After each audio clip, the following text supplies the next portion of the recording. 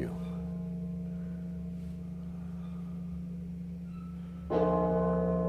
All right, thank you, thank you, thank you. I think I'm going to get my own bell for Bubba's. Oh, God. What was that?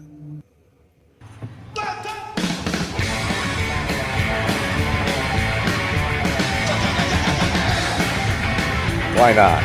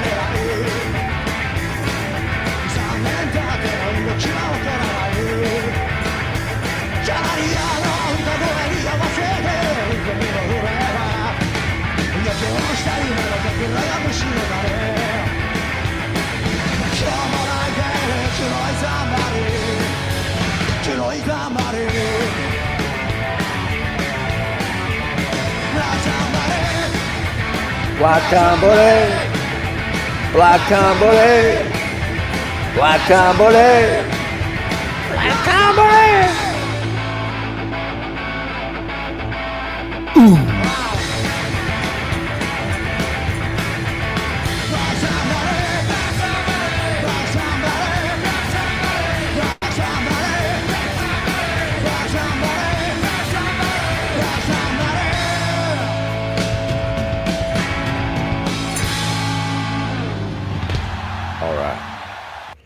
Okay, sorry about that. That was supposed to come later, but why not? Just do it. Just blast them right from the start. All right, so I don't know what to talk about other than the fact that Donald Trump continues to disappoint regarding, share this tab instead. Donald Trump continues to disappoint regarding foreign policy. He's just started a campaign to bomb the Houthis of of Yemen. Yeah.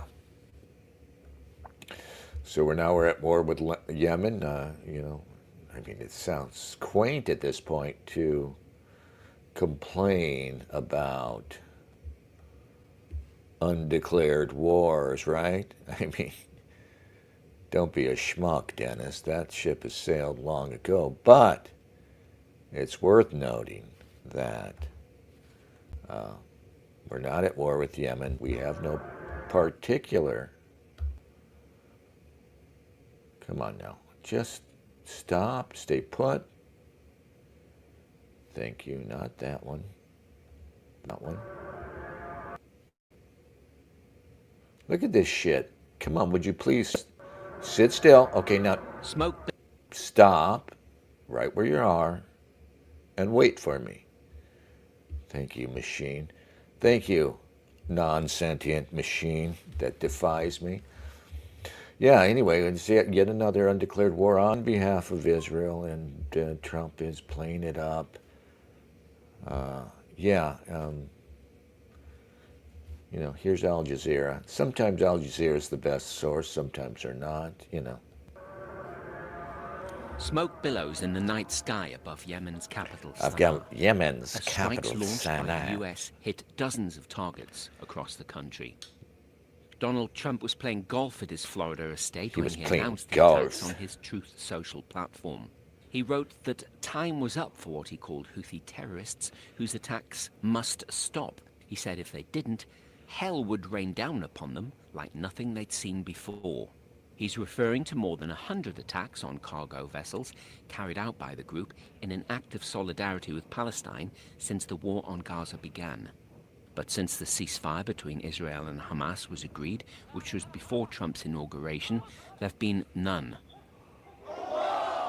The Houthi leadership says Trump's claims about a threat to international navigation in the Bab al-Mandab Strait are false and intended to mislead international public opinion. Some US voices have expressed concern that President Trump's actions may not get the intended result. For a president who came in wanting to avoid war and wanting to be a man of peace, he's going about it the wrong way. You can protect or you can avoid trouble in the Red Sea through diplomacy. There are many paths that can be used before you resort to war. They say it's a major departure from the That's previous my US president, administration's Joe approach. Biden. When you read the press We want you releases back, from Central Joe. Command during the Biden administration, they were clearly lawyered to say this was a limited strike in response to a direct attack on U.S. people.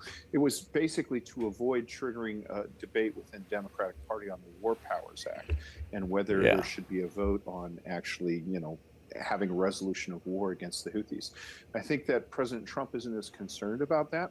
And so in his remarks, and it's always, you may not want to take them literally, but he said that he was targeting Houthi leaders, for example. That hasn't happened before. Yemen's health ministry says several people have been killed or injured. In a statement, the Houthis condemned the targeting of civilians, saying they consider the action a war crime. Paul King, Al Jazeera. Yeah, well, I mean, there's an argument for doing it in that they are firing missiles at our ships. I guess they continue to blockade the strait there. But of course, they do that in response to Israel's blockade of Gaza.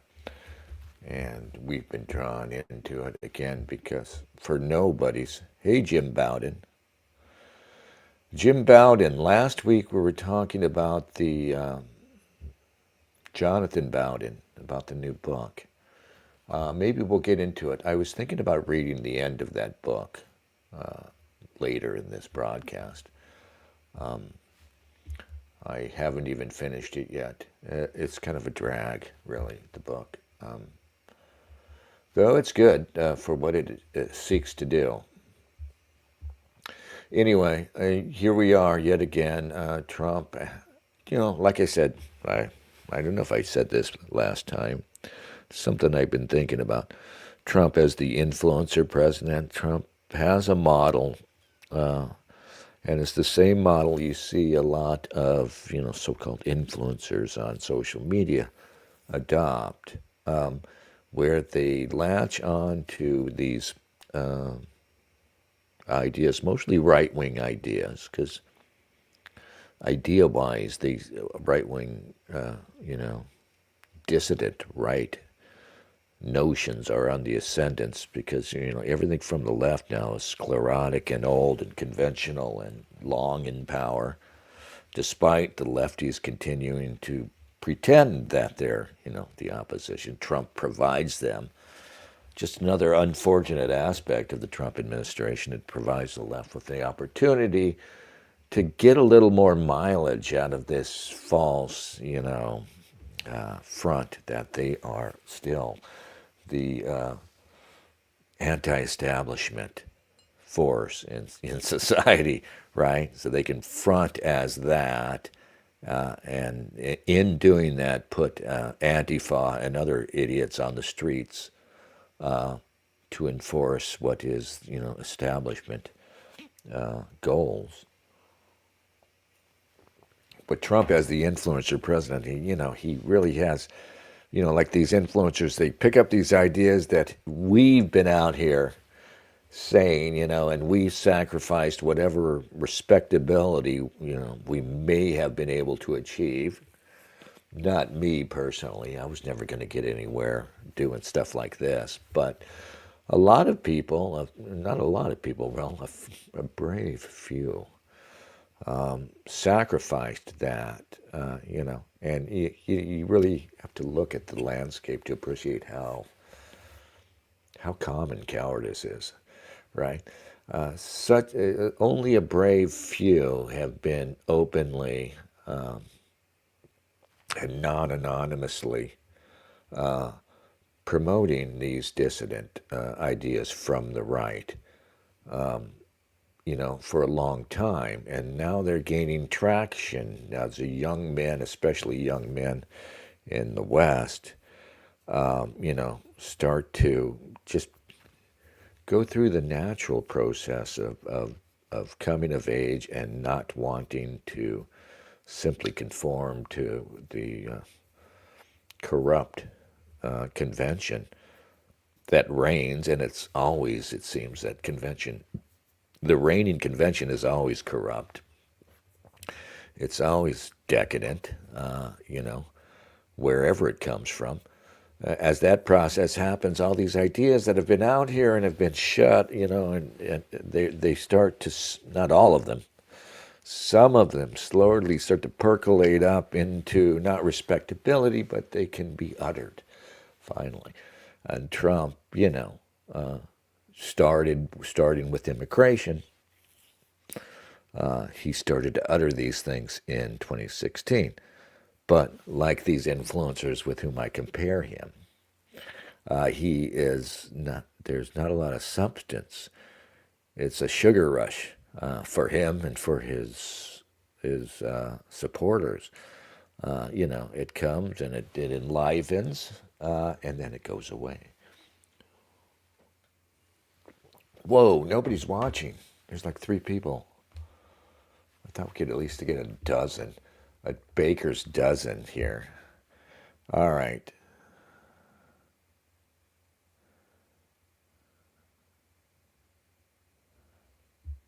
Yeah, yes, Jim. Okay, we'll talk about that. But there's nobody here. So, it's back to Japanese punk rock. The best, yeah, fuck you. Japanese punk rock until you vomit.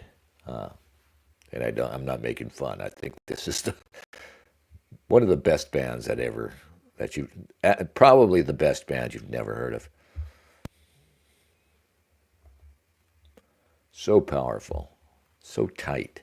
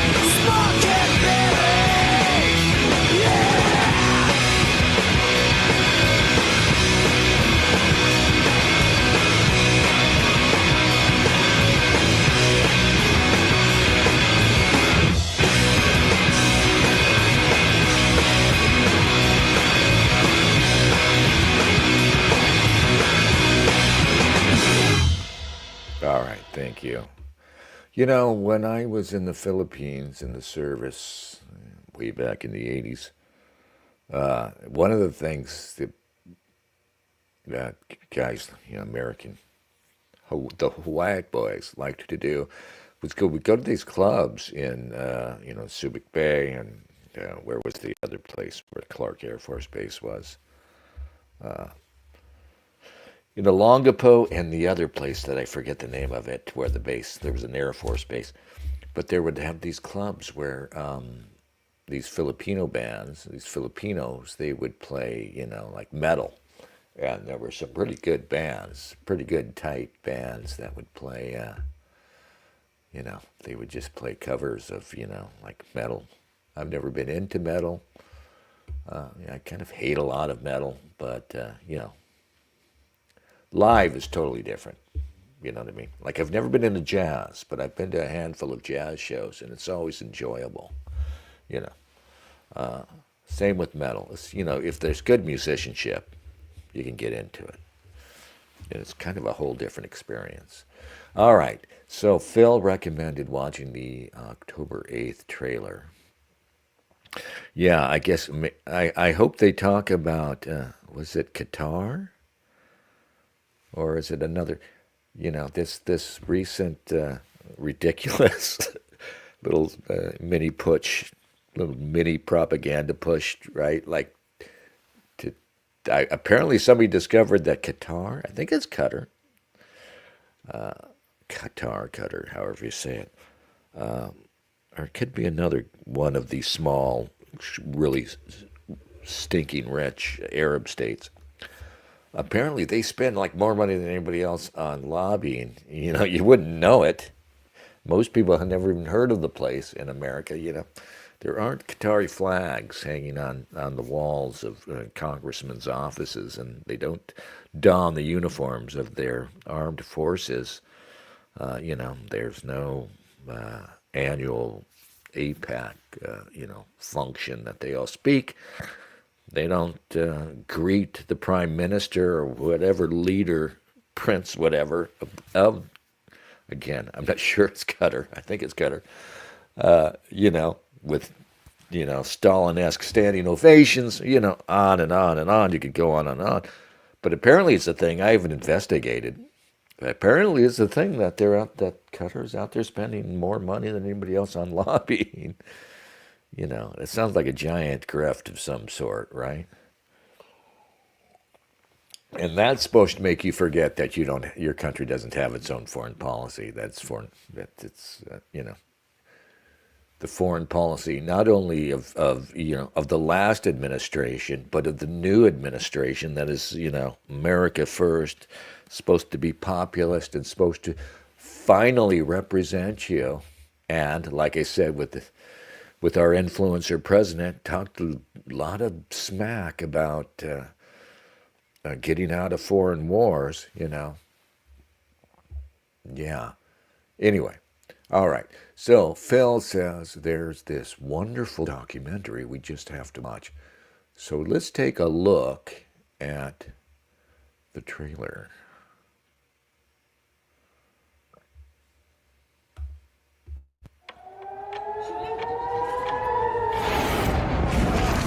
The terrorist group Hamas has attacked Israel in the air, on the ground, and in the sea.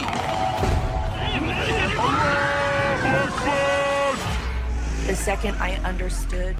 I like how they distort the Allahu Akbars. Wow, man, you've convinced me, guys. The depravity of what happened and the barbarism.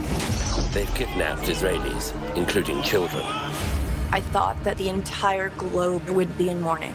And not only was it silent, there was jubilation. Oh. It was exhilarating. It was energizing.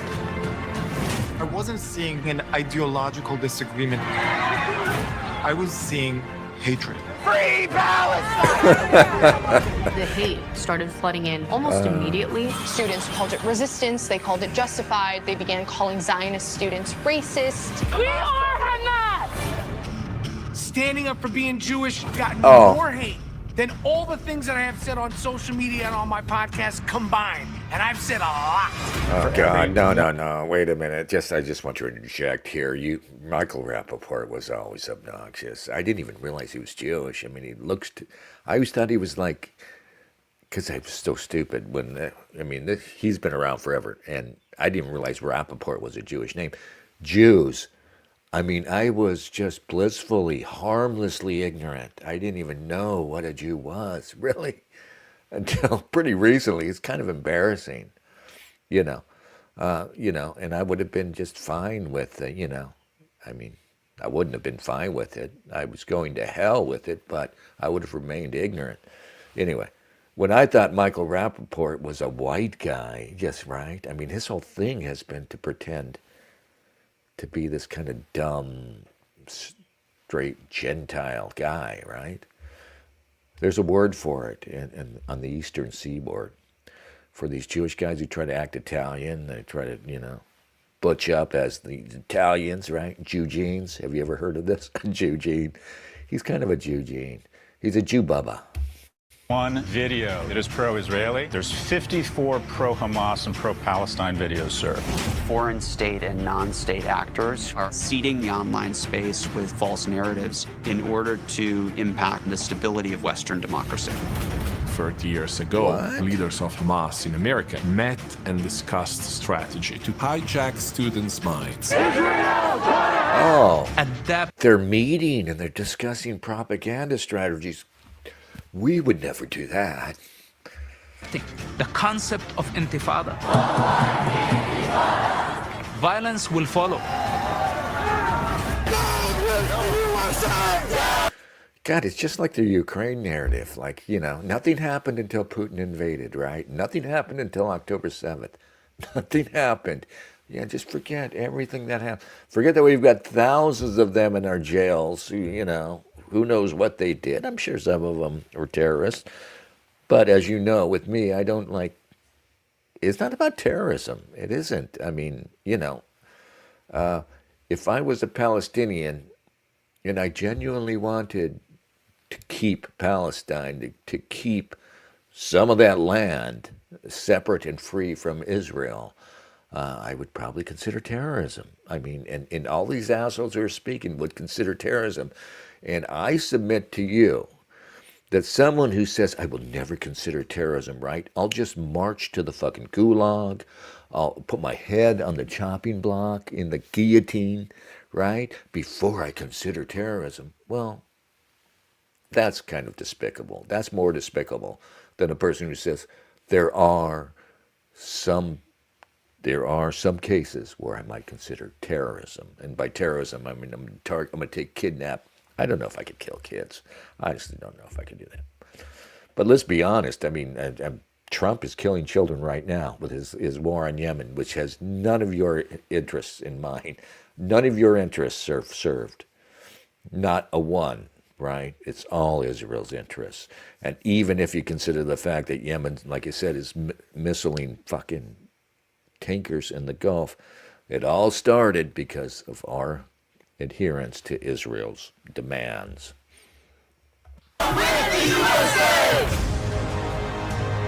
This is not about Jews. This is about democracy. This is about human decency. What does it mean that the future leaders of the most important democracy in the world are chanting for intifada? What is the country going to look like a decade from now? What is at stake is the soul of America. Okay, soul of America. Yeah, shut the fuck up. This is going to convince no one. This is just going to energize the idiots who are already, who are already pro-Israel. The idiots who are already flying Israeli flags. The idiots who we just have to wait out. With that said, I don't want these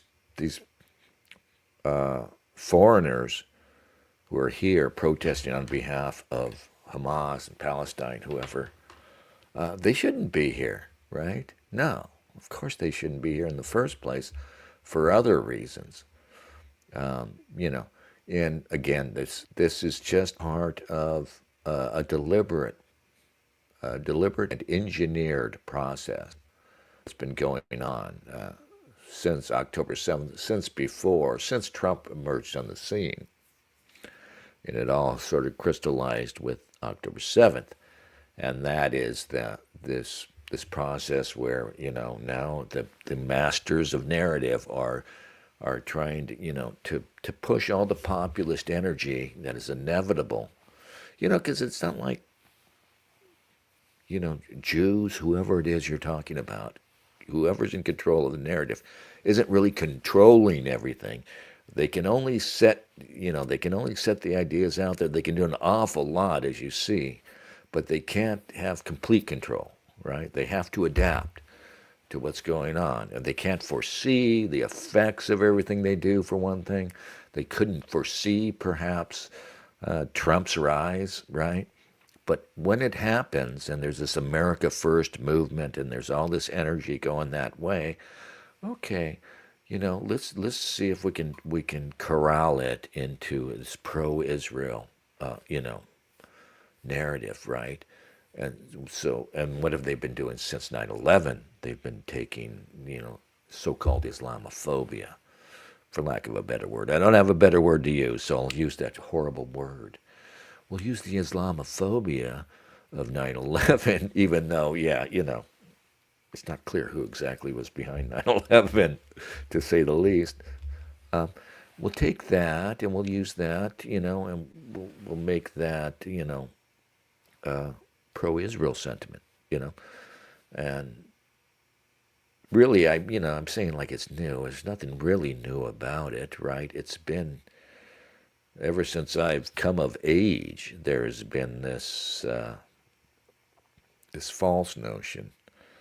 I don't know how false entirely it is, that, Israel is Western and represents us and, is sort of the West in the Middle East,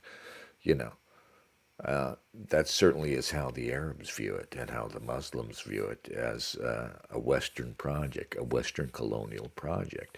And it kind of is, but only because the West is so divided, and the West produced these Ashkenazis who are, hostile to the rest of us. But they are, our product. Sadly, we are kind of responsible. We do kind of own it. And that's just another reason why we need to distance ourselves from these people and cut loose from them, They don't like us. They want to be free of us. Let's give them what they want, Okay, you can be free of us, but you know what? We're going to stop using your banking. We're going to stop watching your shitty movies. We're going to stop keeping our mouths shut about the fact that you are a separate entity in our midst. That's all I ask, by the way. All I want to see happen, because I think only good things, or at least the truth, maybe not good things, maybe good things aren't possible. Maybe I don't want good things. Maybe I just want the truth to reign in the world, and maybe the truth will be awful. The truth will be hellfire. The truth appears not as flowers coming out of the ground. The truth appears as fucking lightning bolts coming out of the sky. That's what the truth is. That's why we live in lies. We don't want to admit it. We all want to pretend we're down with the truth. But the reason we submit to these lies in the first place, because the truth is terrible. God is terrible in that he inflicts on you pain. The truth is painful. It demands things of you. But all I want to see happen is that we get to the point where we can openly talk about it, and it is happening in this miasma of conflict, of contradiction, and we don't really know where everything's kind of going. The mass of humanity in history, it's moving in some direction, but within it, it's just all these forces, countervailing forces, blah, blah, blah. But I think all in all, something good, of course, is happening, and you're seeing it in that it's getting more and more possible to talk about Jewish and Gentile power in the West and what it means and who's in charge and what Jewish power means. You know what I mean? I know I'm still not one of these guys who's going to scream kike at the top of his voice, who's going to watch, what's that fucking documentary, Europa, which I still haven't watched, or, memes as history, right? I'm not going to post on X, Hitler kitsch, No. It's just not my style. I don't want to be shrill. Shrill doesn't work with me. But I do want honesty, and I do want us to be able to say to our Jewish co-citizens, non-co-ethnics, we are we're on different sides of something here. Let's be honest. I don't hate you. I can't hate you. We've come up together, like Solzhenitsyn says, 200 years together. Well, we've had that, we've had a couple of 100 years together here. And I'm not going to pretend that I know everything either. But we're on opposite sides here. We have different interests, especially as nations. Everybody's leaving. All right, so we'll just play more. We've got to have some more music. You can fuck off. Not you guys who are actually here, but the guys who just come in and watch for a minute and then bail. This is boring. I'm going to go watch somebody scream kike for 5 minutes. Fuck off.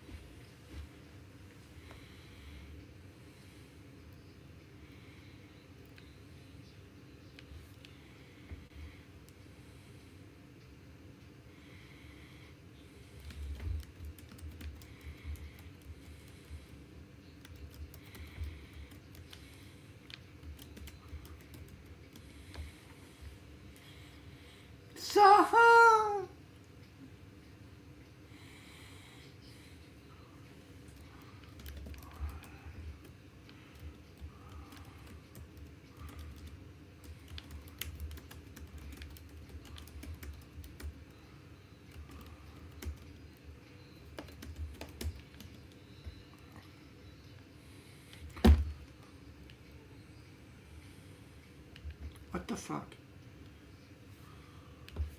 All right. No music? There's no music? All right.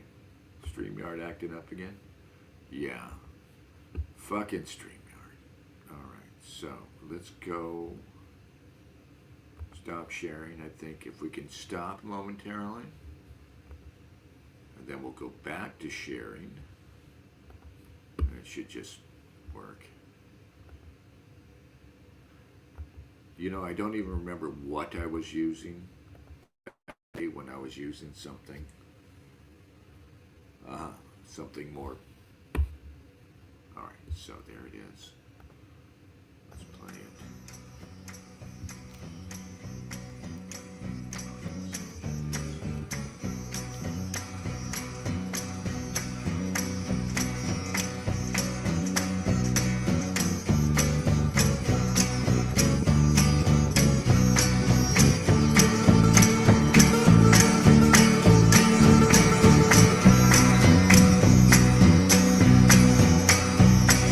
Silver rings and magic things your children should not know.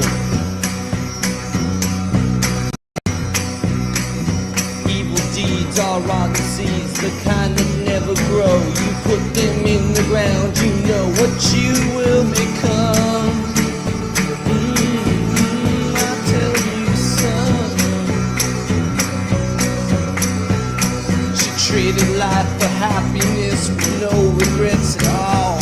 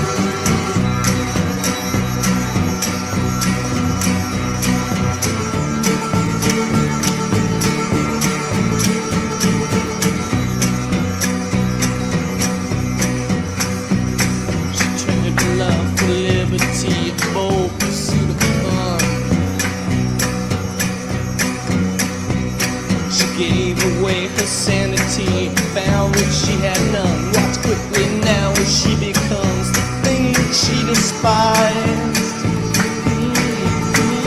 Feel it in her. She's living in the lie. She's the center. She gave away her life.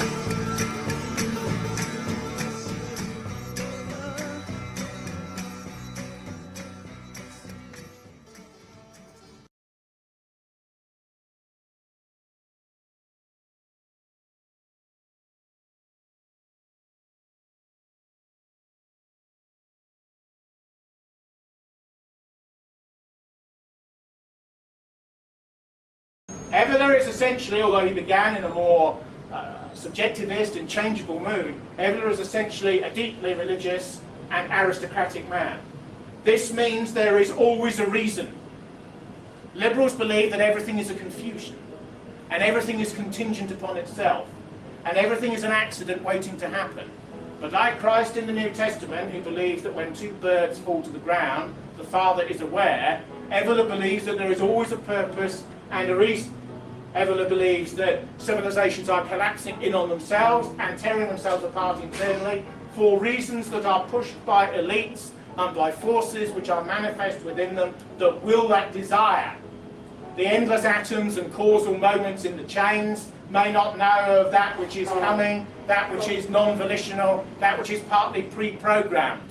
But he believes that these tendencies of mass servitude, mass death, mass proletarianization spiritually, mass plebeianism, mass social welfare, mass social democracy are willed, that the destructivity of prior cultural orders is willed and is definite, and certain racial groups are used to facilitate that destruction, and that other groups use them in order to achieve it. He believes in an aristocracy of man because he believes everything is hierarchical.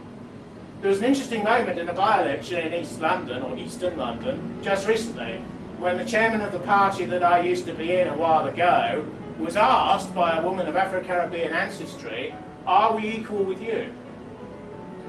And he would have, the media's there, 20 cameras are upon this individual, and therefore, given the logic and the paradigm that he is in, he said yes.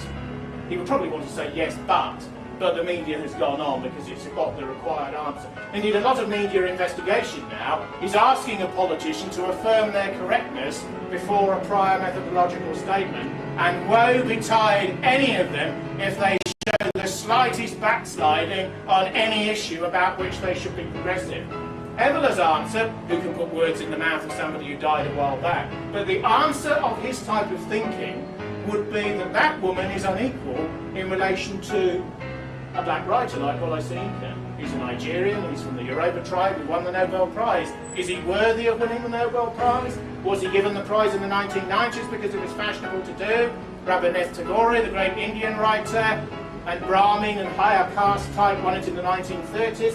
Probably wasn't too much political correctness then, but there was probably a bit even then. The Evolian answer is that she is not equal in relation to Soyinka, and Soyinka is not equal in relation to Chaucer, or Defoe, or Shakespeare, or Voltaire, or Dante, or Tolstoy, or Dostoevsky, or Wagner. That everything is unequal, and that everything is hierarchical, and that there's a hierarchy within an individual, and between groups of individuals, because everything is looking upwards, and everything has a different purpose in life. This means that those who are at the middle and at the bottom of an ethnicity, of a social order, of a gender, of a prior historical dispensation, should not be lonely in his way of looking at things, or afraid, or rebellious, or full of alienation and fear, because everyone has a role within a hierarchy, and people can move to a degree, although his viewpoint is essentially aristocratic and not meritocratic. A man like Nietzsche, who Bertrand Russell once condemned as advocating aristocracy when he was not born in it or anywhere near it, a man like him would be accepted, but never completely accepted by an aristocratic caste. Things that are regarded as hopelessly naive and snobbish now, Evola regards as just due form. What is the worst thing in the world at the present time, according to Sky News? probably discrimination. Discrimination of one sort or another. Evola would believe that discrimination is the taxonomy of an aristocratic sensibility. One reaches for a piece of cake, one discriminates. One has an arranged marriage with another member of the Sicilian nobility, one discriminates. One reaches for a sword to do down a bounder that one wishes to beat with the flat of the blade. One discriminates between the weapon and the object of the rage, which is itself indifferent because it sees something beyond even itself. These are views, of course, which the majority of people will find cold, chilling, brutal, eagle-like, beyond almost their conception, almost forms of insanity, in actual fact, in relation to what is today regarded as normal or moral or even human. They are partly inhuman ideas in some ways, but they are ideas that most aristocracies and most warrior castes have had for most forms of human history. Evola's books are now widely available to those who wish to read them. The great conundrum of his work is, does it portend to an asceticism? In other words, if the era of destruction, which is the Kali Yuga and the ideology which he puts forward, which is the Hindu age of destruction, where everything is broken and everything is melded together prior to decomposition, which will feed a universal rebirth at a future time, because mankind is seasonal, in relation to Spengler's view of the world, where his view of history is compared to plants and botany, to give it some sort of methodology, to some sort of structure. Don't forget, these are 19th century and early 20th century ideas. No history-don, or hardly any history-don today, believes history has a meaning. Carlyle believed that the sort of deistic nature of history impinged upon the decadence of the French royalist elite, and it led to the revolution because they didn't superintend France properly. He sort of believed, in his Protestant thundering way, from the pulpit of his study in the mid-19th century, that the French Revolution was a sort of an outcome that was partly deserved by a failing aristocracy. In other words, history had a meaning, it had a purpose. Nobody believes history has a meaning or a purpose. Certain anti-fascists would say Stalingrad had a purpose, but they forget that the Red Army shot 16 to 18,000 of their own men, and they stood 18 feet behind the commissars, behind the lines. They shot an army of their own men in order to win that battle. Just as certain secret polices in the Third World cut off the ears and cut out the tongues of many retreat in battle before they send them back to their villages. Would Evola approve of that? He would probably say if it was done individualistically, or as a matter of revenge or of rage, it's dependent upon circumstances. But to do it in a mass-oriented way, mass camps, mass sirens, the totalitarian response, particularly of communism, the reduction of everything to the lowest common denominator, so all can be free in a sort of pig-like uniformity, he would consider that really to be death and to be fought against. Evola is extraordinarily controversial because there is an area in his thinking, particularly in relation to the Islamic world, that leads almost to the justification, as certain liberal critics say, of forms of religious terrorism. He never quite advocates that, but it's quite clear his loathing of the modern world is such, and his nuanced appreciation of the Islamic concept of jihad, where you fight within yourself against doubt, and fight externally and in a quasi-pagan and masculine way against the enemy that is without you, has a resonance that chimes with certain extremist religious people who basically want to blow the modern world up. So Evola is, as I say in my title, one of the world's most right-wing, certainly most elitist thinkers. The interesting thing about him is that everything always looks upwards, even his doctrine of race.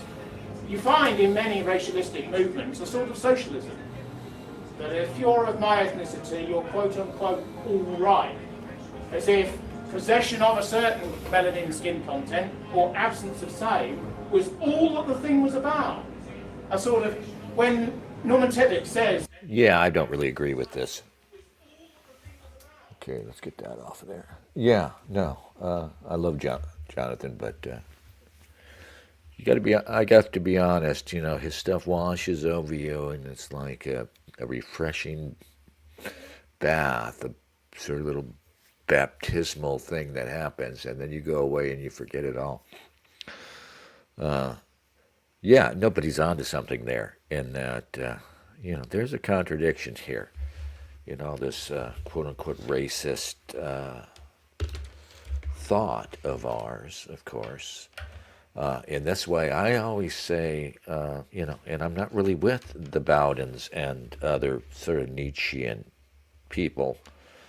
For one reason, for an unrelated reason, is because when I see people espousing Nietzschean ideas, a Spencer, Mr. Bowden, God bless him, and others, I always get the impression it's so obviously an indulgence. I mean, there's just none of us are going to be Nietzschean supermen. And to base a broader philosophy on this idea, you're going to be cruel, you're going to revere strength, and you're going to despise weakness, is actually untenable, especially for any movement that seeks to protect a nation of people.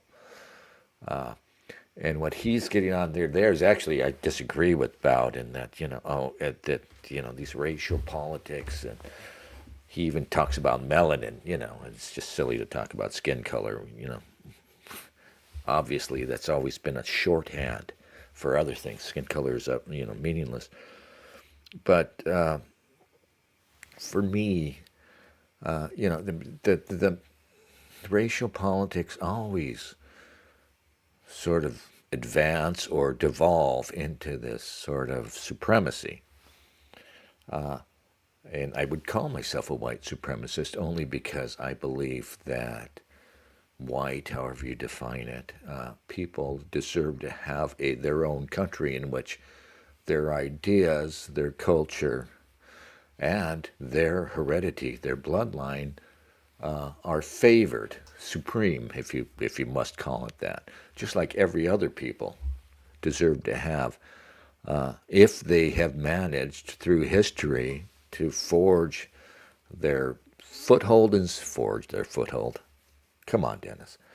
In some land of their own, they deserve to hold it and keep it and keep.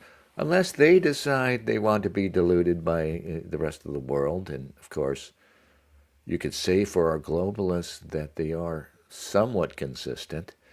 They do want all of these nations that they keep infiltrating to adopt, what we used to call globo homo, and lose their ethnic. I mean, the only real reason they don't go after the third world, well, there are two reasons, really. And one, of course, is there's no advantage in it so far for, what we call the globalists. You could say it's the Jews, you could say whoever it is, whatever you want to call this power. So far, there's no advantage in it. It's all about disabling the West because we're the challenge, obviously. European Gentiles being the challenge, the last challenge for Jewish domination of the world. Not really. The Chinese are out there, and they're going to have to do something with the Chinese. And I'm sure that smart Israelis sit around and talk about how they're eventually going to address the CQ, the Chinese question. But also, not because, first, they're not going after the third world because there's no reason for them, right? The third world is a bludgeon right now, in fact, against us. But also because they can't, just as they can't go into China and topple it. I mean, they might be thinking about how they might, to the extent they have a plan to deal with China, if they're hostile with China, the whole plan is going to be to get the U.S. to go to war with China. And if the U.S. is destroyed, maybe feature, not bug, right? But if the U.S. is destroyed, fine. If we could at least hobble China enough that China's not a problem to the domination of, the bankers.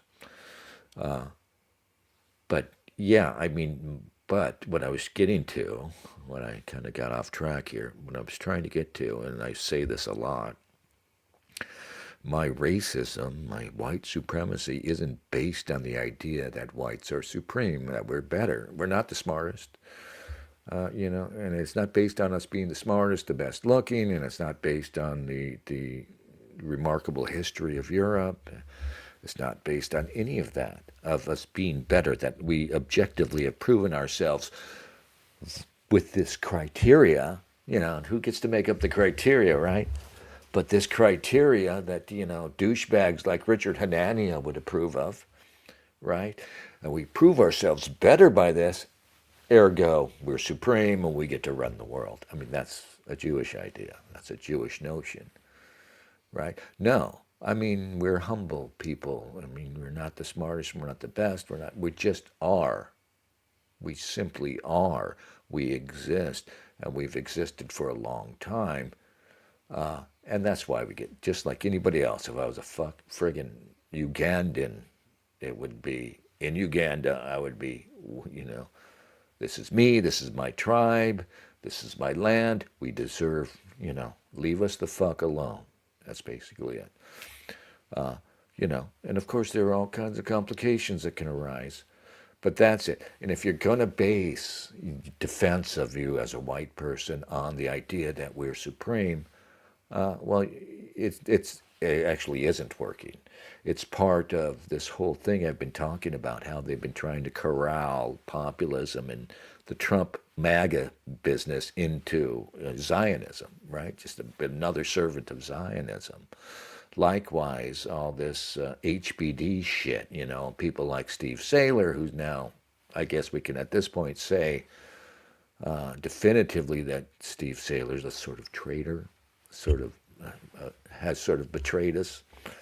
Because all of this stuff is now being repurposed, right? Oh, Steve Saylor has been there talking about HBD and the bell curve and all this shit. Well, Jews exist all the way, we're farther out on that right-hand tail of the bell curve.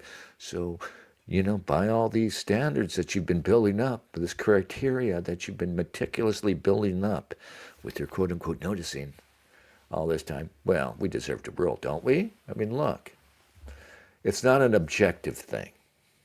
It is entirely subjective. And at the end of the day, that's all I'm saying. Nobody cares. Phil, I don't know about your Rumble channel comment. Please repost it. Or try to repost it so that the little goblins, the little gremlins in YouTube don't take it down. Phil says, I considered Saylor a traitor about 5 years ago. The neurotic nature of his COVID posts were disturbing. I don't know if it was neurotic. It was just like, I guess I have to confess to seeing in my own weakness in this person. Maybe it's a boomer thing, an older guy thing. But I can see what was happening with Saylor. Well, it's more than that now. But at first, what I thought I was seeing was a sort of a pussy response I've had myself. There's only so many things you can comment on, and he's a blogger posting things every day. So there's only so many things you can concentrate on and opine on and not look ridiculous. So there are lots of things that are coming along that he just wants to duck. I just don't want to have an opinion on it. I just want, I just want somebody else to. But if you're Steve Saylor or whoever and you're a blogger and you've reached this certain stature and you're posting every day, there are things you can't dodge. You're supposed to have an opinion on them, right? But he just persisted, I think, in, no, I'm not going to have an opinion on this, and I'm just going to go with the conventional take. I started thinking that, but then COVID came along, and it was like, okay, maybe there's more to it than this. With Saylor, you have to remember regarding the COVID thing, Saylor had cancer, and he actually beat cancer, as they say. And he probably lives like lots of people who've been in this situation now in just daily fear of it coming back. You beat cancer. I think, maybe for most people, eventually it comes back. You just hope it comes back when you're very old, I guess. But medicine served him well. I remember he posted something about some sort of experimental, not vaccine, but a treatment or something. a treatment that was new and not really tested, that he took advantage of, that may have saved his life. So he believes in the healthcare establishment, whatever. He believes in the bureaucracy behind it and everything else, I guess. But something happened with Trump, with Saylor. It happened in 2016, and this is what really disappoints me about Saylor is talk about dodging issues. This is something he really had to comment on. He had to address, and he didn't. And it was the fact that Trump came along and offered something that he'd been talking about for years before. He even put a name on it, citizenism, this ridiculous idea, which really wasn't an idea. It was nothing, absolutely nothing new. It was something I ascribed to. It's something many of us ascribed to before we were radicalized by the stubbornness of the system, to recognize common sense, and say, okay, let's ease up on the migration. Okay, let's ease up on the woke politics. Let's ease up, on all these things. No, it's just go, go, go with an obvious malicious intent to disempower you and to, frankly, to demographically replace you. There is some reality to that.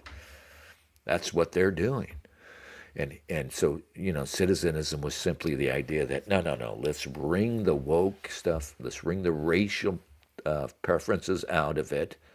It's not white supremacy. We don't have to be specifically biased toward the white majority, but we're going to say that citizenship is valuable, and we're not giving it away to anybody who shows up, anybody who can cross the Rio Grande, it was just, civic nationalism. It was nothing new. It was simply saying, let's go back to, or let's finally do what we've always set out to do in this country before civil rights became, the malicious thing it is, when it was just, okay, everybody's got an equal shot, that's, anyway, you know what I'm talking about. And here comes Trump is offering it, and there's populist energy behind it. And Saylor, I think, because at the end of the day, my hand's raised, I'm guilty too. At the end of the day, we're all fucking whores for attention, for respect, for money, for whatever it is. Excuse me, I'm having tea. I'm moving from coffee to tea. I'm such a fucking caffeine freak. Eventually, I'll quit again. I'll go through a couple of days where I'm like in withdrawals. And the cycle begins anew. But, coffee, you can do a lot worse than caffeine, I guess, for habits. But anyway, here comes Trump, and Saylor just dodges it. And not only does he dodge it, by the end of the 4 years of Trump, and keep this in mind, for us, Trump is not radical enough. Trump is too pro-Israel. He's not, we don't trust him on the issue of immigration. We don't trust him on the economic nationalism he sells, right? We think at the end of the day, he's just going to revert to being this New York, this aspirational fucking Queens boy trying to be accepted in New York, right? But that's not why Saylor rejects him, right? Saylor just doesn't want to be associated with this boorish character. Saylor, like the conventional thinkers, like all those people on the left, is worried about what he got to look at the populism. He got to look at what he was talking about, Saylor did, at the citizenship. What would it look like? Well, here's kind of what it would look like. Here's one avenue to it. Here's one, here it is. And he said, I'm scared. No, you know what I mean? I'm frightened. Let me retreat. And And it's, you know, I mean, maybe I'm reading into all of this because you have to read, because the guy, all this shit was on, monumental things happened during those 4 years between 2016 and 2020. And the COVID thing was part of that too, right? So that makes his COVID conventional thinking all the worse, I guess. And maybe, you know, his desire to be rid of Trump and to return to the status quo that he was supposedly fighting against for years and years. Maybe it was just so great that that's another reason why he, you know, embraced the monstrous COVID narrative. But, you know, by the time it rolled around that Trump was probably in all likelihood had the election stolen from him in 2020, and, you know, the system that reacted to Trump, you know, with the January 6th hoax and everything else, and the COVID hoax and the BLM hoax, and none of it Saylor was willing to come up and recognize for what it was, you know. And about the same time, you know, he used to speak somewhat frankly about, you know, Jewish power. You know, he would talk about, you know, he's the sort of guy he would say before, you know, hey, maybe powerful Jews need to start playing fair. Basically, he would say that. So, I mean, no, you know, now we have a guy who will actually use the word anti-Semitism unironically. Hi, Bear. Hey, is Tom Anderson here? Somebody says Tom Anderson. I don't see Tom Anderson. Tom's not here. I was thinking about Tom Anderson recently. Whatever happened to Tom Anderson? He has abandoned us. That's all right. That's all right. So yeah, Steve abandoned us, and I'm fine with it. You know, I have to always be nice. I always have to appreciate that he used to repost a lot of my stuff. I mean, it seemed like every week, every other week, he was posting things that I blogged. He was like my biggest fan, and nobody would have read me if not for Steve Saylor. And it shows you how shitty I am, I guess, that, you know, once Saylor stopped reposting my stuff, I just vanished. But, you know,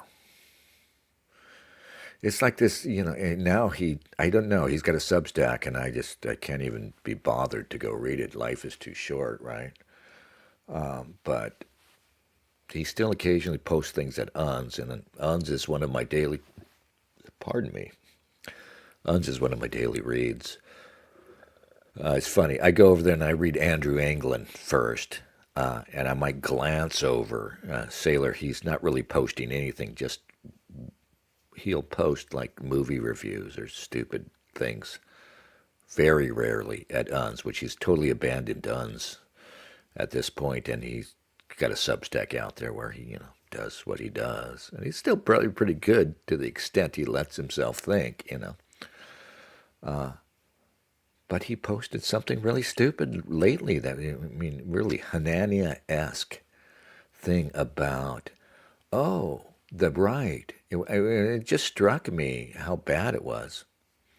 Because I will read a bit of his work if I find it on UNS. I can't help myself. But he posted something about this weird new right? It's so odd that the right is now into things like, and he's got this thing about RFK. RFK is bad news, right? It's just so lame. Like I said, the guy believes in the medical establishment because it worked for him. So, you know, and I don't discount that. But, you know, he wrote a whole column, a Takis column, and he writes these things that have no effort at all into it. He posits, you know, his idea, which is interesting or, you know, somewhat interesting. And so he posits for this column, you know, the right's weird new obsession with things like seed oils, right? Something like this. It's talking about RFK, and there's no argument there. It's just taken for granted that RFK is awful because he doesn't like vaccines. And then he writes the laziest fucking column. If I was Tacky or whoever's running Tacky's magazine over there, I would be calling this guy up and say, hey, asshole. I don't know if they're paying him. I guess they pay him a little something. We're not paying you, to fucking masturbate here, do something, because he'll post that idea and then he'll just like free associate, like, oh, yeah, I commented over there I teased him in the comments there about, the guy won't engage me anymore, so I might as well just tell him to fuck off. I teased him about how it reminded me. He does these, it's just like this loosely associated remembrances of things that are somewhat related to the subject, but like not even really a column. And it's just, I told him it's like, you just post like these random associated memories from your past. Like, oh, I read a book once on this and that, oh yeah, back in 1978, this happened, I recall. And it was like Larry David's George Steinbrenner from Seinfeld, who just kind of like would make random comments, like, oh, I like a ham sandwich, out of nowhere.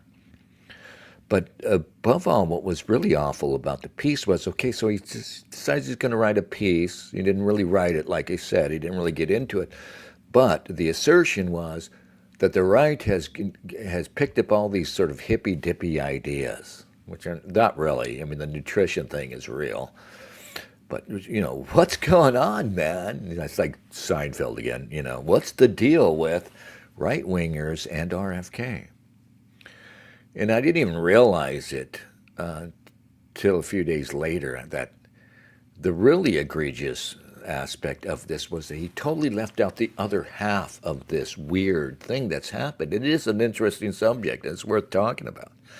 The right has gone into these areas which are supposedly, used to be the realm of lefties or, just sort of left-leaning nonconformists. At the same time, what's happened with the left? The left, the more important thing, the more interesting and terrifying thing that's happened at the same time is the left has shifted over, and now it's the left that's telling you to trust the CIA, trust the FBI, and USAID, the CIA fucking cutout. Oh my God, how dare you go after the USAID, right? So this shift has taken place, which is entirely akin to what happened with the South back during the Civil Rights Movement, when the South used to be Democrat. Working class whites in the South used to be firmly Democrat, and then, as the Civil Rights Movement progressed, and supposedly via the Nixon fucking strategy, they switched places and moved over to the Republican side. But yeah, anyway. That's why we hate Steve Saylor. We don't hate him. He's a nice guy. Maybe that's the problem. He's too nice. He just wants to be accepted finally. He's worked his whole life. He's worked his whole life and he's earned, he thinks, the respect. Yeah, he likes sports and the stupid boomer shit. Maybe he thinks, it would be really cool to be on Sports Center on a panel, yucking it up with Shaq and the guys, talking about the, all-important issues like this year's draft, But some of us just, we want more,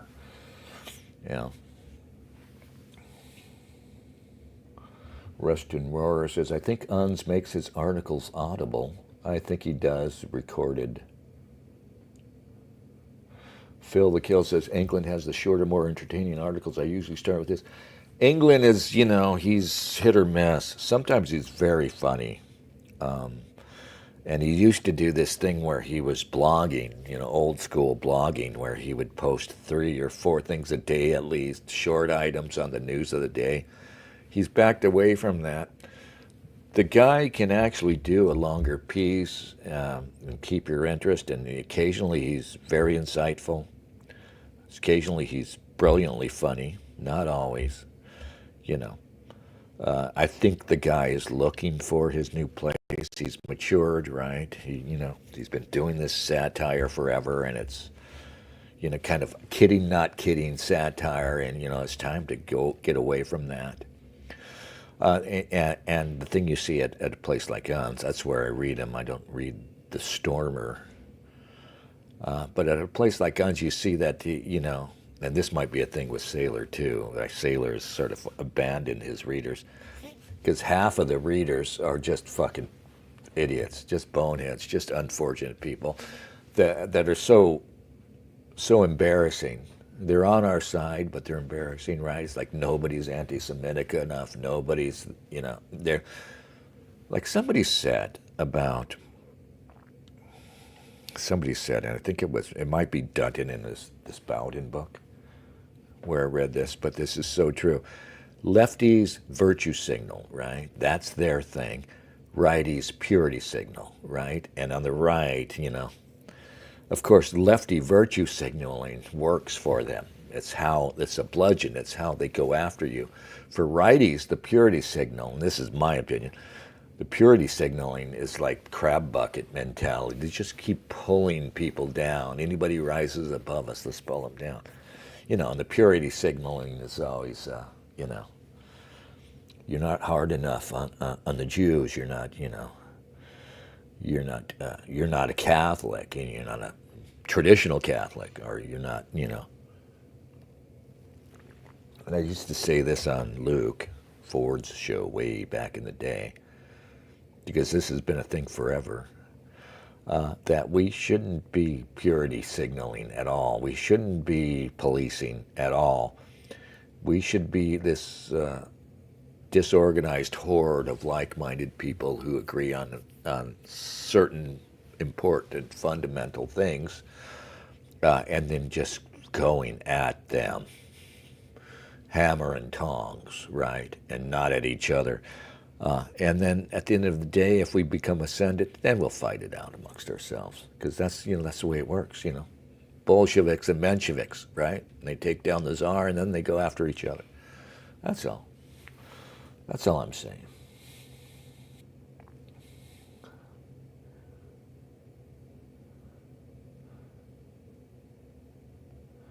Art Bell says, Sailor Bash still holds. I think he will go to the red line, then pretend he went to the red flag territory.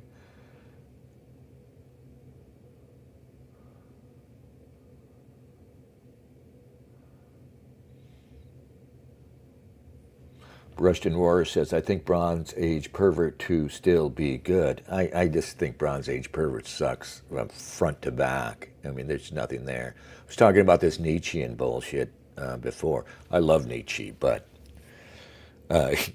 Nietzsche is like, and there are a lot of people like this. Nietzsche's great. I mean, it's almost like the better the philosopher or whatever is, it's almost like the greater he is, the worse his following. So here's Nietzsche over this here who's, stands the test of time, as far as I'm concerned, right? Fusty old Bertrand Russell, who hated Nietzsche, right? It's, for all of his work and his decency and his output, he's just destined to be forgotten, and Nietzsche just prevails, just keeps going. But there are all these people in real life, talking about Nietzsche and Bronze Age pervert, talking about, the bulk of humanity is just like moss. I think that was his characterization, But me and the other, Supermen aren't, Again, there's something to it, but when you see it on the street, for one thing, it's always coming from a guy who has no business. You're not a Superman. You're a pot-bellied, tourist bro. You're a fundy, living in Thailand or something. I don't know where he lives, but you're not Zarathustra. You're not the Superman. But they're definitely going to tag you as a Superman. And Bronze Age pervert, of course, is a Zionist, and he's part of, again, this whole movement. Here I go. It's talking about purity signaling, well, and policing. But there is a movement. And all these people who are pro-Israel or who refuse to address the issue of Jewish power, you know, and there are a lot of them, like the Bronze Age perverts and Lomez and raw-egg nationalists, guys like this, guys who do good work as far as it goes. They are of a faction that definitely seeks to divert us away from our genuine interests, I think. Rustin Roar says, I don't believe he is a homosexual. I don't care if he's a homosexual. I think he is, though. I mean, he used to be really gay, and then he realized that, you know, this gay shit's not going to work. I stopped following him on Twitter at the time because he would do Handsome Thursday, right? So every Thursday, and I opened my Twitter and I would get assailed with naked men pictures, and I thought, okay, now, I mean, I'm secure in my masculinity, right? But I don't need to see naked men. I'm not going to freak out, but I don't want to be assailed by naked men running on the beach. And it just feels wrong to me. I'm sorry.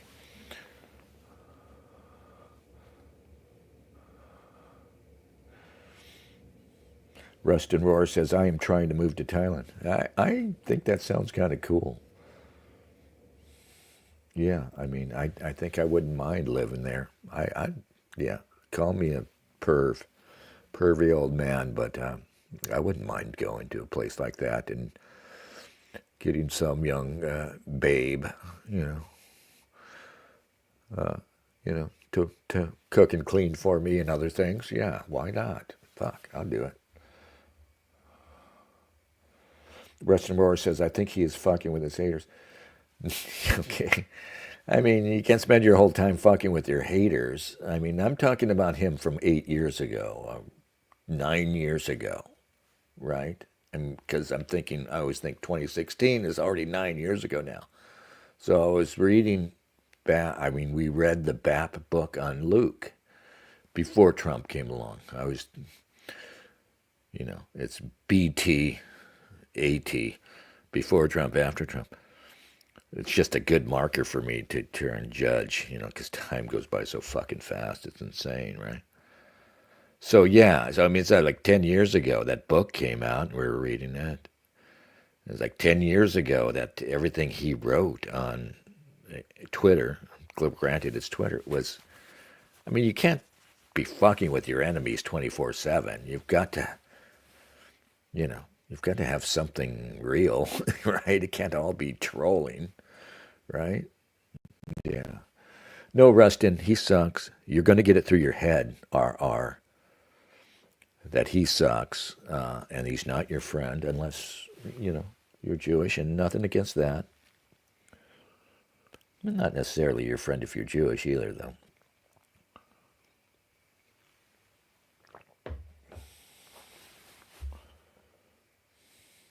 All right.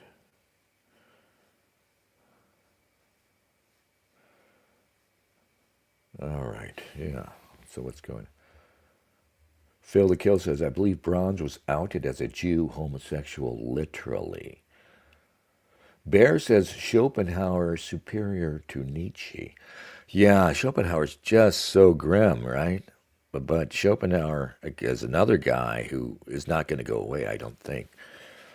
I don't know if I agree with him, but Schopenhauer is one of those few guys who's not going to go away. I didn't know about Hegel. I've done Heidegger. Been trying to read Heidegger, and honestly, Heidegger is just so infuriating to read that you wonder if he's really just, eating mushrooms or something. Art Bell says, I wonder if KMG told Dennis or Bubba the effect of doing this YouTube show here. Easy to pretend you don't care about view numbers. I don't know what you're saying, Art. Easy to pretend you don't care. I don't pretend I don't care about view numbers. I care.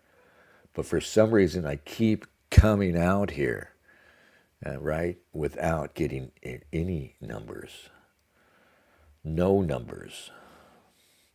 I can't help myself. Occasionally I post something to the blog. I've really been thinking lately, especially now that I'm older, I have no time left, man. You need to try and do something for real, Dennis. I've got all this fiction that I write and start, good ideas, but I can't flesh them out because I'm so lazy, and the ideas are the easy part, guys. The concept of the ideas, right?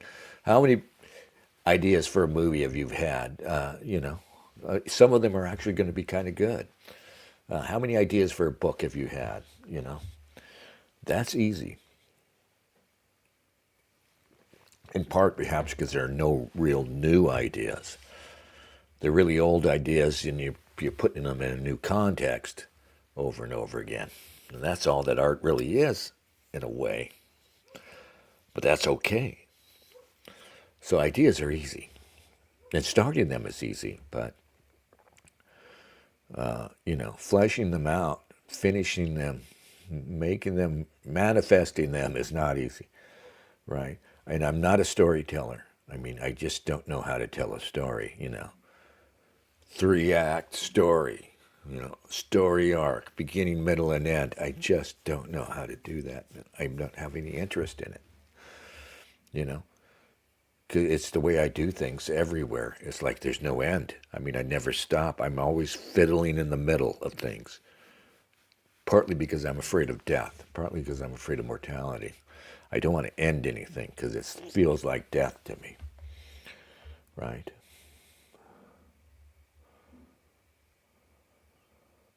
Bear says, quote, I hold up a gay Jew as a role model. He's funny and smart, unquote. Also, quote, why doesn't everyone think I'm a subtart, unquote. Let's be nice to Rustin Rohrer. He's here among us. He's probably young, he's probably new to this.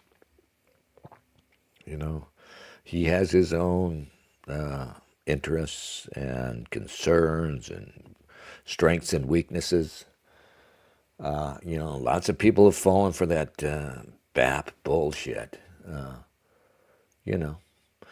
read the book, and I thought it was half good. There was an entertaining.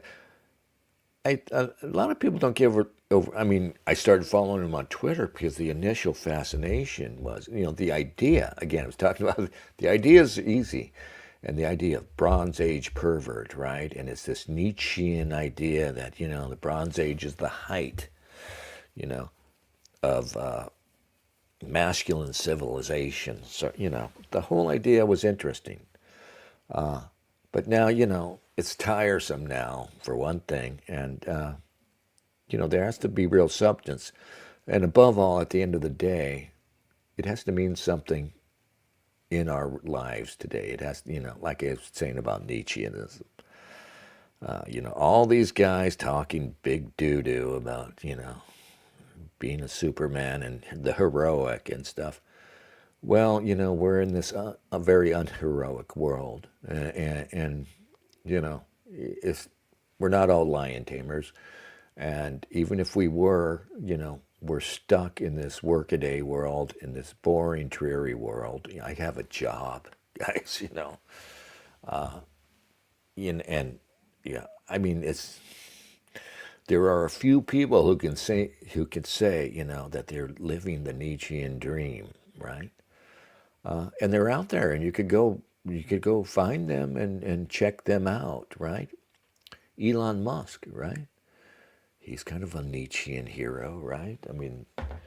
I don't think I don't really admire Elon Musk, and I'm not really impressed by what he has to say. I'm impressed by what he's achieved. It's remarkable,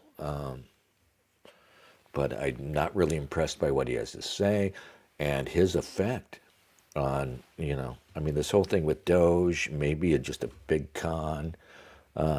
he's a Zionist. He's not such a Nietzschean fucking hero that he dares to go against the narrative, big N narrative regarding Israel and Judaism, right?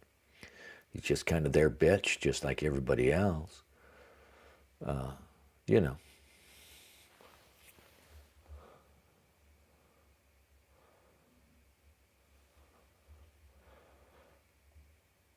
Rustin Rohr says, I was introduced to much good literature because of BAP and KMG. So, that's good.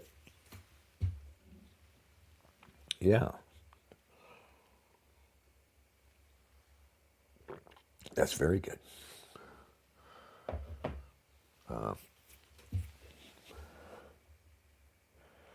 Art Bell says, fight back the tears, DD. NPR Bloody Saturday at Voice of America and other U.S.-funded networks updated March 15th.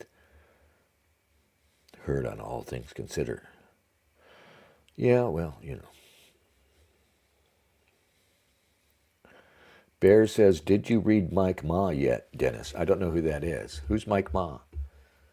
Should I look it up? Here. This is somebody that was recommended just a moment ago here in chat. The uneducated economist works from his car.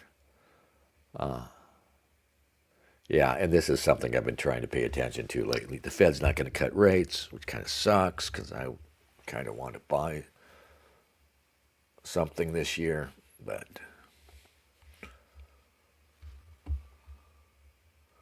actually bring inflation down. Now, so many people have this confused, and it's understandably why. The Federal Reserve has changed the way that they are conducting themselves, yet nobody knows that they have changed the way that they conduct themselves. And because nobody knows that they have changed the way that they conduct themselves, people are still anticipating the Federal Reserve to make interest rate cuts in order to stimulate the economy or to even restrict the economy.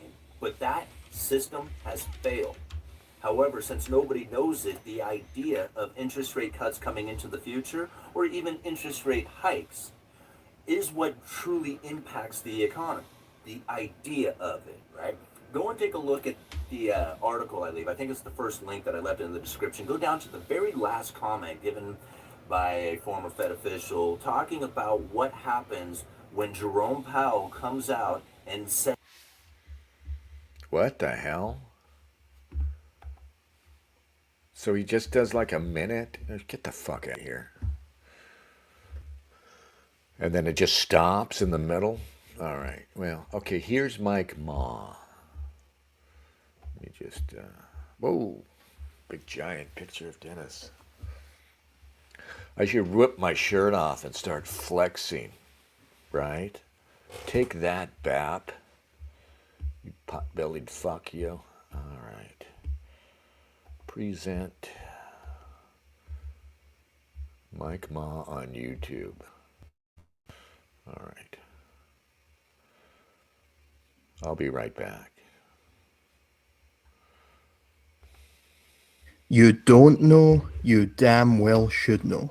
My name is Rag Reynolds, and my guest today is my current favorite human being on the planet, Mike Ma, M-A. I don't know. How do you say your name? Please clarify that. Ma is good. Ma, That okay. works. That works. You know, until recently, I didn't know there was such thing as a Vine comedian until I started seeing your Vines. Everything before that was just utter garbage. So can you please just explain as to how you got into doing Vine and how you're the only non-cancerous thing I've ever seen on Vine?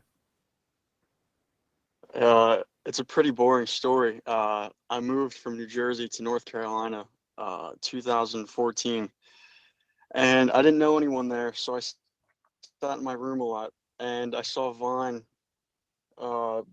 seemed to have a lot of like potential in it to get my ideas out. All this like stupid me talking to myself, having joke conversations with myself, very very weird conversations, just an outlet for them. And a bunch of big people revined me in the beginning. Other Vine famous people. Sounds so stupid to say Vine famous, but me.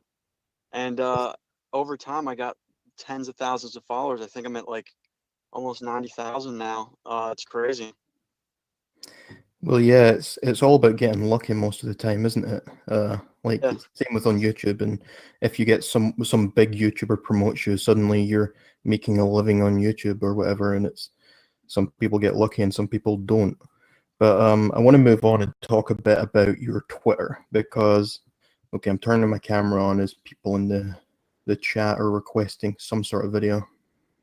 Anyway, ignore me. I want to talk about your Twitter because you have some of the best tweets I've ever seen. Thank you. Very, very entertaining. So I've written some of recent ones down. Well, not all of them are recent, but I've written some of my favorite ones down. So first we have, "Mamas, don't let your babies grow up to be Muslims." Could you please elaborate on that? That's, I don't know if you being you're Scottish, right? Of course, yes. I can't remember who wrote that song, but it's a song here. You're Scottish, of course. It's like mamas don't let your children grow up to be cowboys or something. So it's a little play on that song. I thought it might have been something to do with that Not sort right. of song. I remember seeing the little music notes next to it, so I thought it might have been. All right, this is obviously not the way to be introduced to this person, Mike Ma. We'll give him a chance later.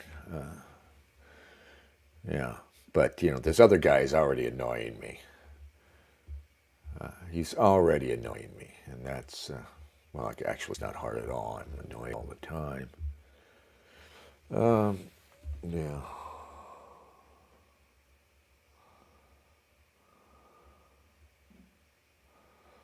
Yeah.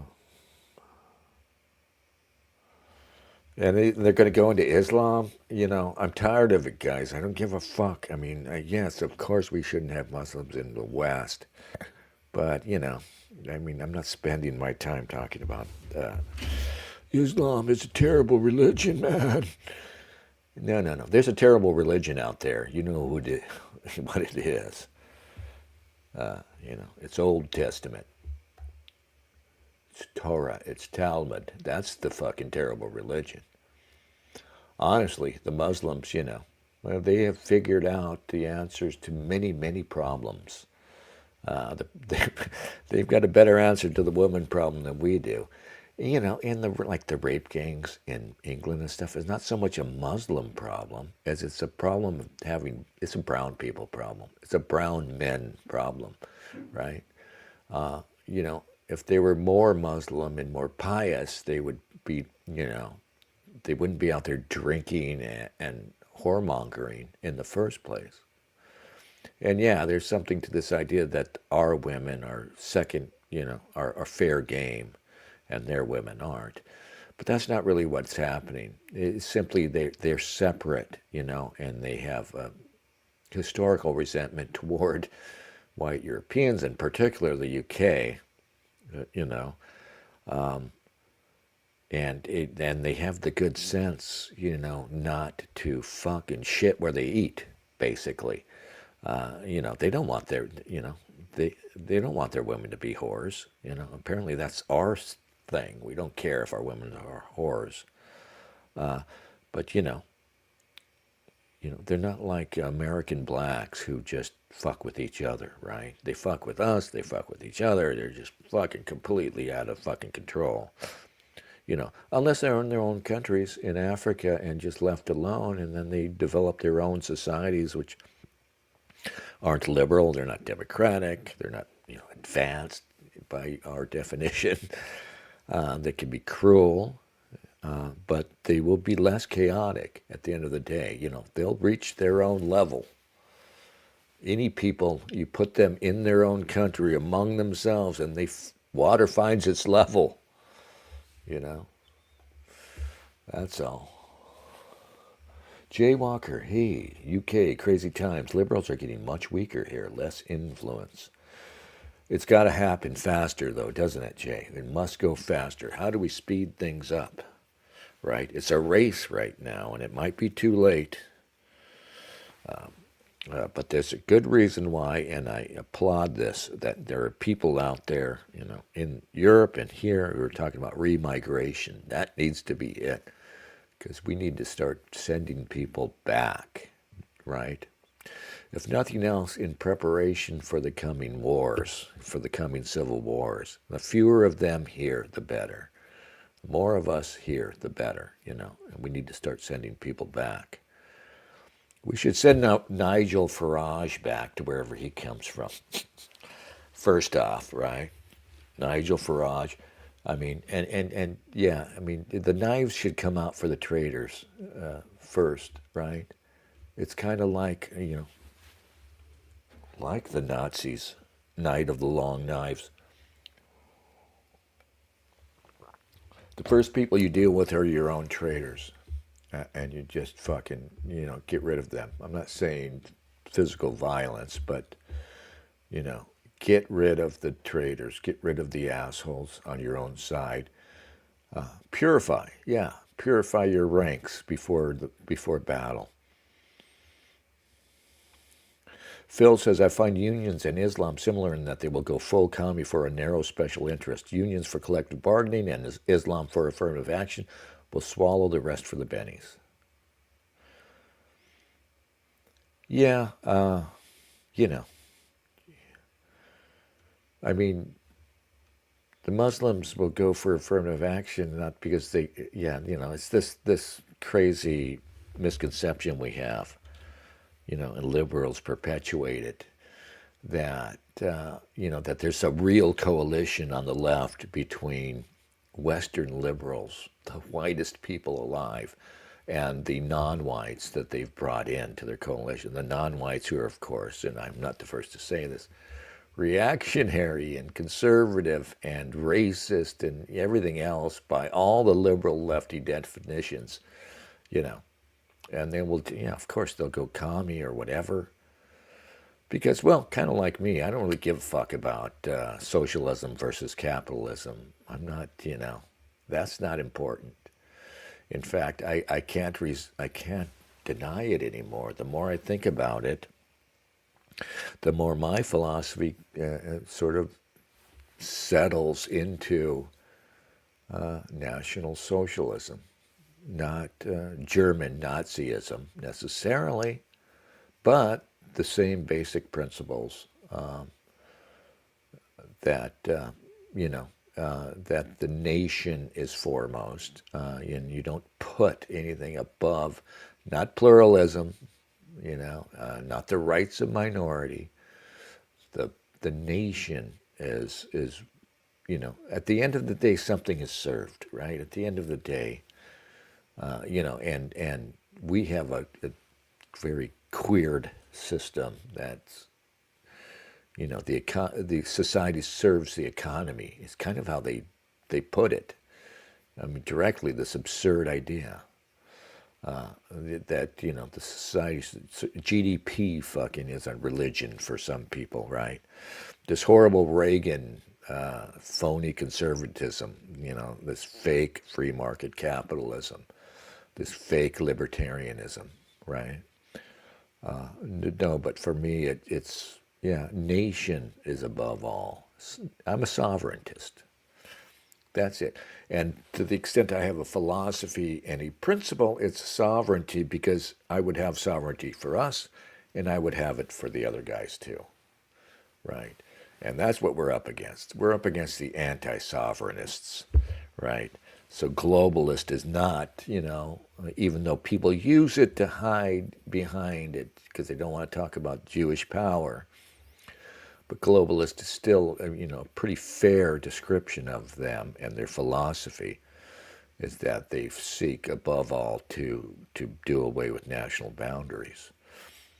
Of course, doing away with national boundaries isn't the point. And that's mostly what happens in the misunderstandings that are going on out there every day, right? And the bullshit, from people like, who's the conspiracy theorist guy, Alex Jones. Most of the bullshit that goes on, or James Lindsay, right? And these people, they want to talk about the means and pretend that's the end. or they want to talk about the means, right? The ideology or the money interests or this or that, and pretend that things originate from them. The idea that ideology actually originates things, and I don't believe that. Ideology comes from somewhere. Something is upstream of ideology and something is downstream of it. Ideology does not originate interest, you know. Interest is behind everything, and it's usually ethnic struggle. All right.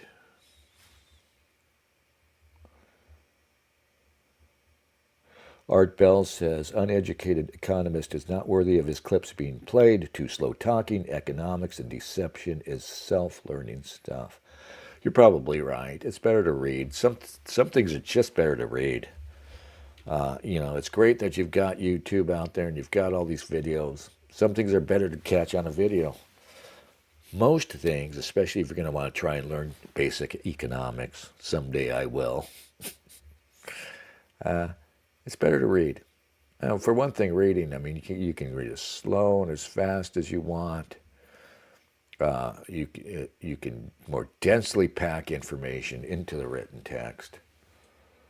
You know, maybe I'll read something right now. Let's see if I can do this. Let's just go. Let's see if I got Kindle online.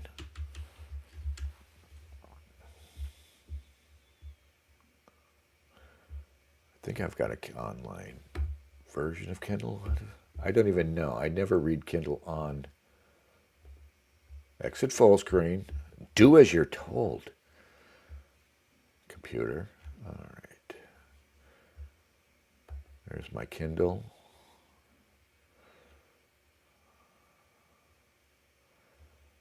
We're on the Kindle.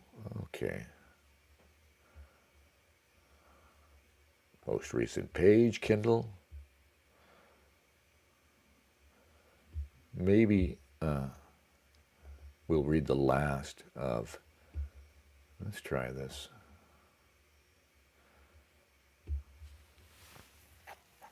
All right, Mike Ma, we'll try you later, maybe. I mean, I don't like this guy's face, for one thing. Right off the bat. Stop sharing. Let's see if we can do this. No. Apparently not. Window. Hey, let's see if that works. Maybe you're seeing it. You are seeing it. Okay. So anyway, I read this book on Jonathan Bowden, and it's no fun. Last time I talked to you, I said I read the first third of the book. And the first third of the book is a fairly interesting discussion of the psychology. It's just setting up the book, really. Dutton, who appears to have a background in psychology, talking about narcissism, neuroticism, bipolar disorder, and all these things. He attributes in part to Bowden's genius.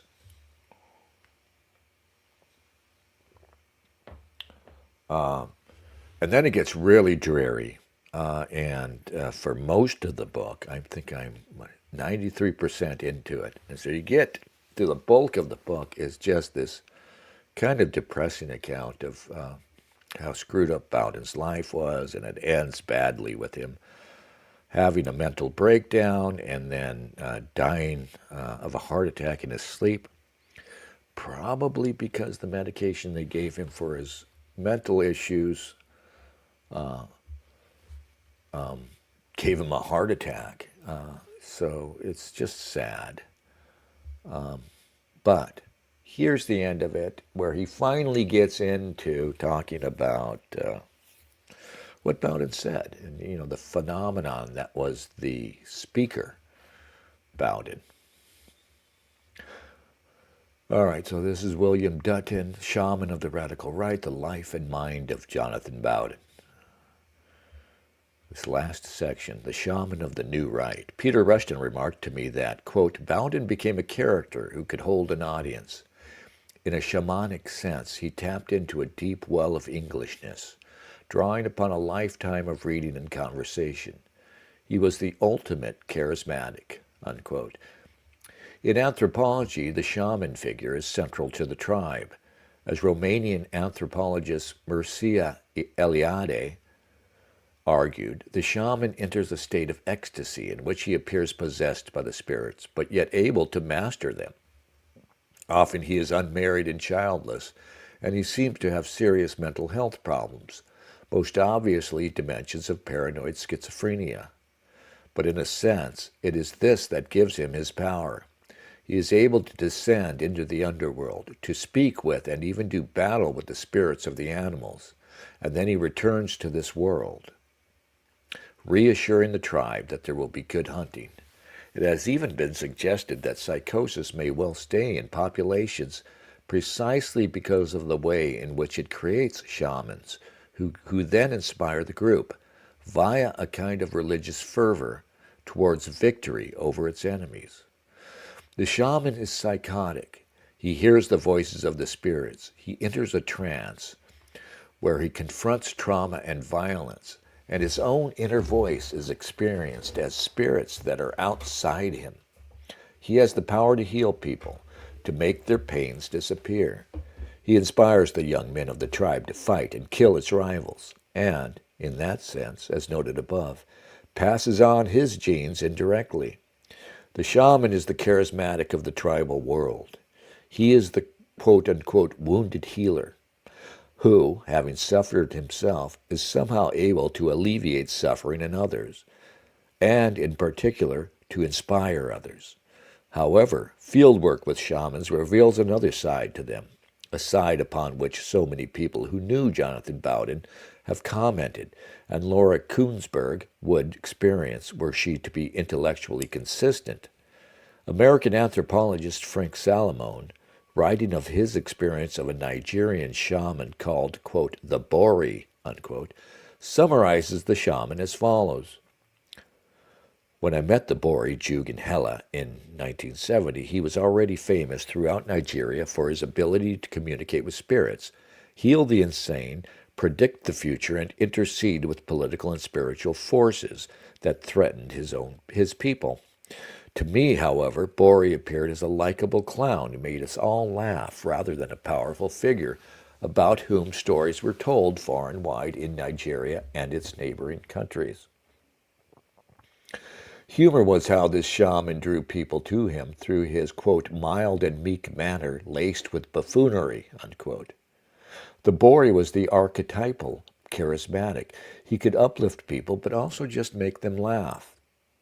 Bowden's similarity to the shaman archetype is sufficiently strong that he would act as a kind of priest for his listeners, even encouraging them to believe in some form of afterlife, as he did in, quote-unquote, Credo. This is Bowden. One's life is a bullet that goes through screens. You hit your final screen and you're dead. What happens after, none of us know.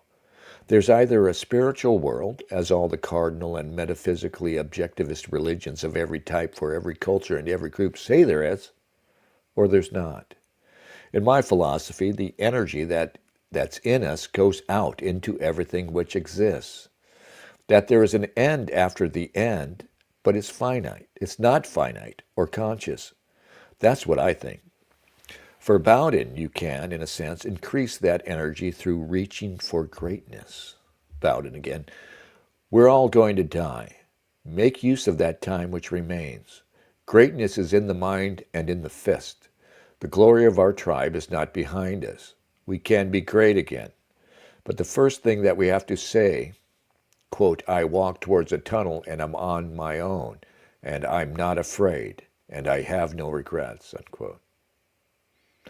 Bowden, during a kind of trance, would commune with the based ghosts of the past, distill and thus control them, and then render them present and inspirational for his audience. How was someone as talented, unusual, and as troubled as Jonathan Bowden formed? Obviously, a large part of it is genetic. His mother seemingly had paranoid schizophrenia or paranoid delusions, and, from Bowden's descriptions of her changing selves and implicitly abusive behavior, probably suffered from borderline personality disorder. As we saw earlier, a significant component of this is genetic, and Bowden likely inherited this propensity, including the autism and extremely high anxiety which is related to it.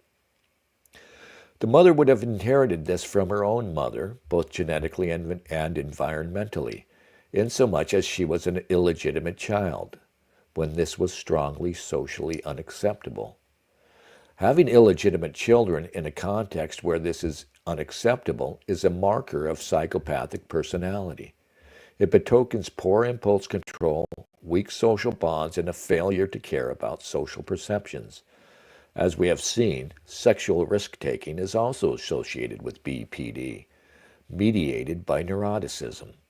In the 1930s, children who were illegitimate might find themselves shunned in the playground or refused service in shops. Many people saw them as being from, quote, such a morally weak bloodline that they could corrupt others just by being in their presence, unquote. The mother would have inherited, it would seem, aspects of the dark triad: psychopathy, narcissism, and Machiavellianism personality, and passed them on to her son genetically. Clearly, Bowden was highly intelligent, something inherited from his father, a bank manager and a journalist, and probably from his mother, in that we mate assortatively for intelligence, which is strongly genetic, in order to maximize the extent to which their genes are passed on. Being raised by such a mother would have precipitated borderline personality disorder or trauma even further. Her parenting would be inconsistent, subject to unpredictable mood swings, and to a certain degree it might involve emotional and physical abuse or neglect, as well as intense love. This would calibrate the child towards perceiving the world as an unstable and frightening place, a fast life history strategy, heightening its anxiety to an even greater extent. It would create insecure attachments and learn that love was conditional and that one had to manipulate the caregiver in order to receive it. To a certain degree, the child would be the parent of such a mother, absorbing the idea that he needed to look after her to avoid her descending into psychotic states. To make matters worse, Bowden's mother developed some kind of psychosis and then died when he was 15, an extremely formative age.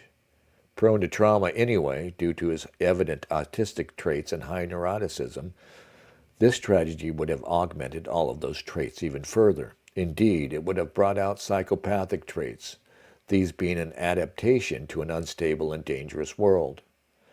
This would have been rendered all the more pronounced in Bowden's mother by the presence of a stepfather during childhood, as this tells the developing female that she is in an unstable ecology marked by promiscuity, and especially a temperamental and unpleasant one like Joseph Clay. This would increase life history speed and thus psychopathy and related traits. This is all kind of tiresome, isn't it?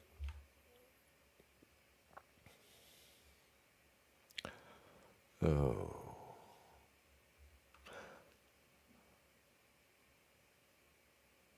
I'm just reading the comments.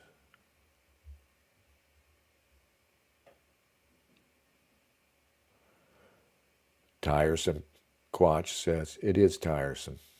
I'll finish it later. But yeah, I started this last section of the book and he finally started talking about Biden's philosophy. And I didn't think he was going to wrap it up with the psychology, which is, enough. I mean, he made the case. He already made this case, and I think there's got to be some truth to it. But frankly, yeah, it is tiresome.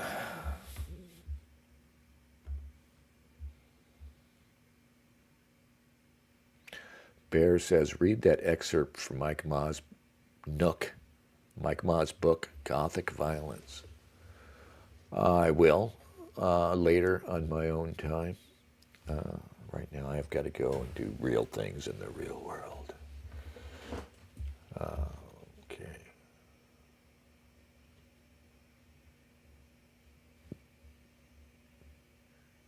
I'm trying to click on that link that you provided, Bear. Let me see if I can do it. Yeah, all right. Yeah, no, I'm gonna call it. I'm gonna call it because, yeah, just time to call it. All right.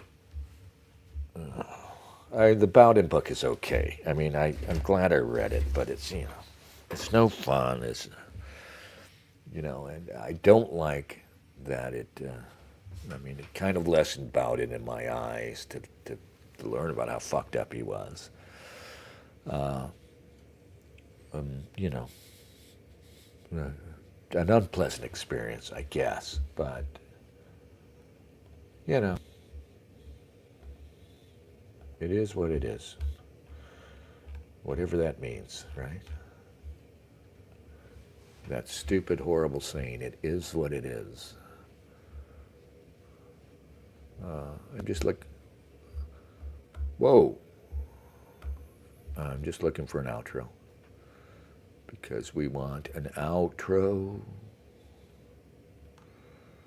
All right, so let's, yeah, let's do this.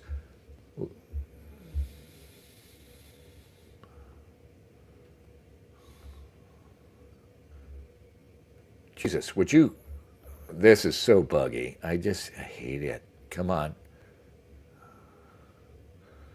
Now stop. There you go. All right, so, yeah. Stop screen. Present screen. Share screen. There it is. Outro song. Thank you all. I love you all. I genuinely love you, in a sense.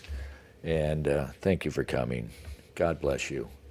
Let us take flight and go after our enemies.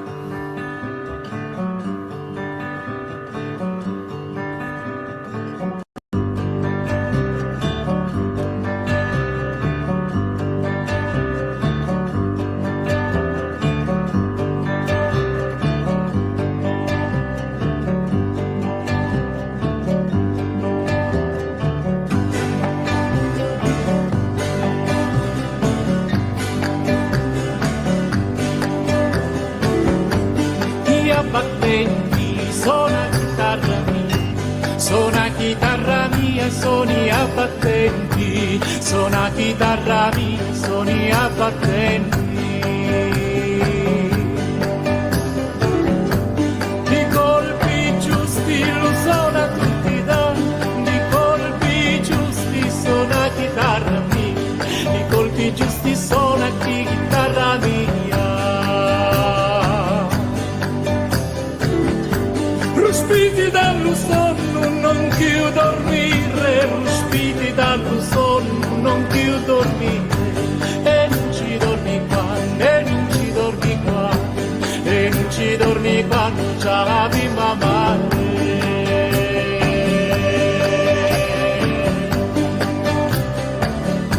C'ha bimba mari e non ci dormi quando c'ha bimba mari in un letto di viole, un letto di viole ci tutta ci ruba citi in un letto di viole, un letto di viole ci ruba citi, materazzi, cuscini di seta e i lenzuoli sogni arrecamati.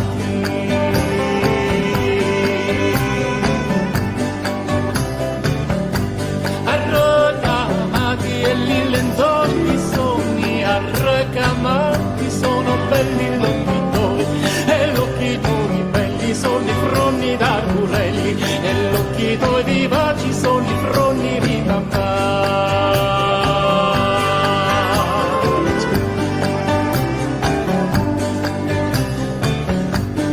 Robino belli, robino belli, robino belli, cada vita parlata va distruita.